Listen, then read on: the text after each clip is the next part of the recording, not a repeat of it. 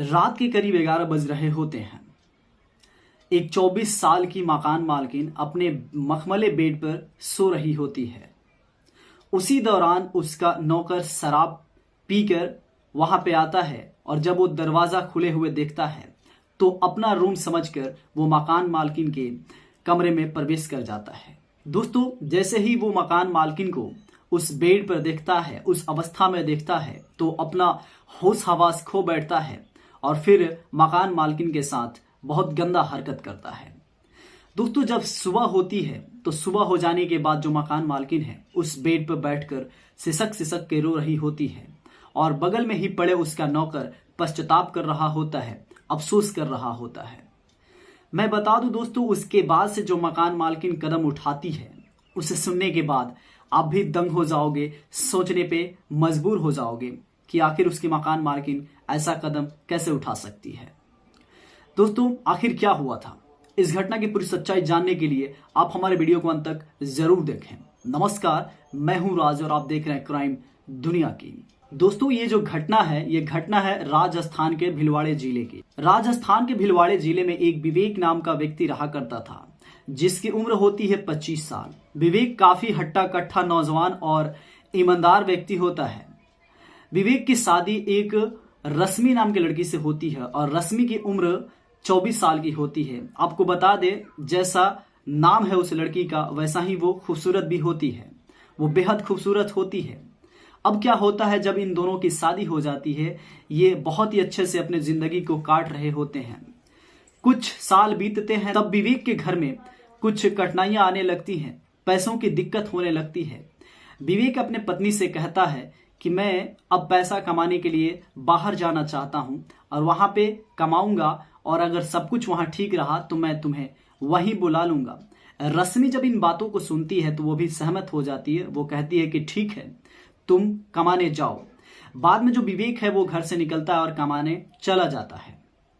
दोस्तों, बता दे, विवेक वहां जब कमाने लगता है तो जब वो कॉल करता है रश्मि के पास तो रश्मि से जब बातें करता है कि सब कुछ ठीक तो है ना, तो जो रश्मि है जवाब देती है कि हाँ, सब कुछ यहाँ पे ठीक है। जो तुम्हारे चाचा ताऊ हैं ये सभी लोग मेरा ख्याल रखते हैं, लेकिन कभी कभी दिक्कत हो जाती है कि कुछ सामान बाजार से लाना होता है तो मेरा कोई नहीं सुनता, कोई बाजार नहीं जाता, तब मैं थोड़ा सा दिक्कत महसूस करती हूँ।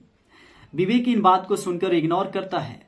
फिर अगले दिन जब विवेक कॉल करता है तो फिर वही बात पूछता है कि सब कुछ ठीक तो है ना। वो कहती है कि बस सब कुछ ठीक है, सब कुछ अच्छा चल रहा है, सब लोग मेरा ख्याल रखते हैं, बस एक ही चीज की दिक्कत है, वही कुछ सामान मंगाना होता है तो नहीं आ पाता और समय पे कुछ नहीं हो पाता। ये सब बातों को सुनकर विवेक घर नहीं आता है और एक सलूशन निकालता है। विवेक रश्मि से कहता है कि मैं एक ऐसे व्यक्ति को जानता हूं जो बहुत ईमानदार है, काफी ईमानदारी से काम करता है। मैं उसको अपने घर पे गार्ड रख देता हूं और वो सुबह कल घर पर आएगा।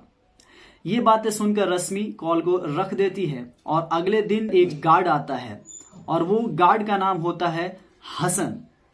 हसन काफी अच्छा और मेहनती व्यक्ति होता है, वो मिलनसार व्यक्ति होता है। हसन अब सारी कामों को करने लगता है। जब जब रश्मि को कुछ मंगाना होता है वो बाहर जाता है, बाजार से उसके लिए लेकर आ जाता है और घर का रखवाली करता है। बतौर वो नौकर और गार्ड का नौकरी रश्मि के घर करने लगता है। यहाँ पे आपको बता दे कि जो हसन है वो सभी बातें रश्मि को बताया करता है। वो बताता है रश्मि से कि हम लोग बहुत गरीब हैं, हमारे घर पैसों की दिक्कत होती थी जिसके वजह से मुझे ये नौकरी करना पड़ रहा है। रश्मि भी उस हसन पे काफी भरोसा करने लगती है और हसन भी अब ये मकान मालकिन से घुल मिल जाता है। जो भी बातें होती हैं आपस में अब सहमति से होने लगती हैं। आपको बता दें कि एक दिन जो हसन है वो काफी डिप्रेशन में होता है और मकान मालकिन के पास आता है और कहता है कि मुझे पैसों की जरूरत है, मुझे आज शराब पीना है। मकान मालकिन जो रश्मि होती है वो बिना सोचे पैसा लाकर हसन को दे देती है। डिनर कर लेने के बाद अब हसन बाहर निकलता है और शराब पीकर नशे के धुत में वापस आता है। इधर जो मकान मालकिन है दरवाजे को ओपन करके रखी होती है कि हसन कब आएगा, जब भी आएगा दरवाजा ओपन रहेगा, आकर अपने कमरे में सो जाएगा। और इस तरह से वो दरवाजा ओपन करके जाकर अपने कमरे में सो जाती है।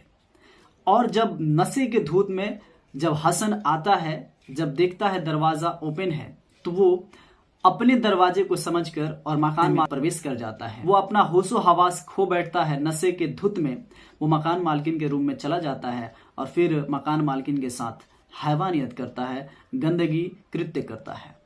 आपको बता दें, जब सुबह होती है तो सुबह हो जाने के बाद मकान मालकिन जो होती है नग्न अवस्था में अपने बेड पे पड़े हुए रो रही होती है, सिसक सिसक कर। और इधर जो उसका नौकर होता है वो भी पश्चाताप कर रहा होता है और अफसोस कर रहा होता है कि मैंने क्या कर दिया। जो मकान मालकिन मेरे लिए सभी चीजें देती थी, हर चीज जरूरत पड़ने पे मुझे दिया करती थी, मैं उनके साथ ये क्या कर दिया। अब इधर जो पश्चाताप कर रहा होता है, इसे काफी गिल्टी फील होती है। ये माफी मांगता है मकान मालकिन से। मकान मालकिन जो होती है रश्मि, उसे माफ कर देती है और फिर इन लोगों की जिंदगी अच्छा से बीतने लगती है। कुछ समय बीतने के बाद, यानी कि 10-12 दिन बीतने के बाद, जो हसन है उसे काफी गिल्टी महसूस होता है और वो मकान मालकिन को बिना बताए पुलिस स्टेशन जाता है और कहता है कि मुझे सजा होनी चाहिए, मैंने इस प्रकार का कृत्य किया है। वो सभी घटना को पुलिस को सुनाता है। आपको बता दें कि जब पुलिस इन बातों को सुनकर रश्मि के घर आती है तो रश्मि से पूछताछ करती है कि क्या ये बात सही है। तो रश्मि पहले इग्नोर कर देती है, इन बातों को नजरअंदाज करती है और कहती है कि नहीं, ऐसा कुछ भी नहीं है।